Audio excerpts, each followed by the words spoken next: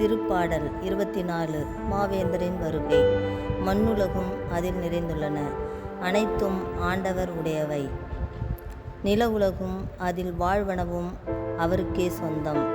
ஏனெனில் அவரே கடல்கள் மீது அதற்கு அடித்தளமிட்டார், ஆறுகள் மீது அதை நிலைநாட்டினவரும் அவரே. ஆண்டவரது மலை மேல் ஏற தகுதியுடையவர் யார்? அவரது திருத்தலத்தில் நிற்கக்கூடியவர் யார்? கரைப்படாத கைகளும் மாசற்ற மனமும் உடையவர், பொய் தெய்வங்களை நோக்கி தம் உள்ளத்தை உயர்த்தாதவர், வஞ்சக நெஞ்சோடு ஆணையிட்டு கூறாதவர்.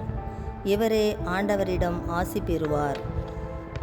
தம் மீட்பராம் கடவுளிடமிருந்து நேர்மையாளர் என தீர்ப்பு பெறுவார். அவரை நாடுவோரின் தலைமுறையினர் இவர்களே. யாக்கோப்பின் கடவுளது முகத்தை தேடுவோர் இவர்களே.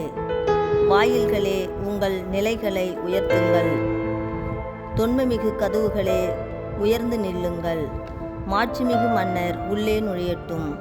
மாட்சிமிகு மன்னர் இவர் யாரோ? வல்லமையும் ஆற்றலும் கொண்ட ஆண்டவர் இவர்.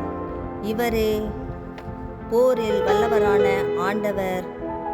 வாயில்களே, உங்கள் நிலைகளை உயர்த்துங்கள், தொன்மைமிகு கதவுகளே உயர்ந்து நில்லுங்கள். மாட்சிமிகு மன்னர் உள்ளே நுழையட்டும். மாட்சிமிகு மன்னர் இவர் யாரோ? படைகளின் ஆண்டவர் இவர். இவரே மாட்சிமிகு மன்னர்.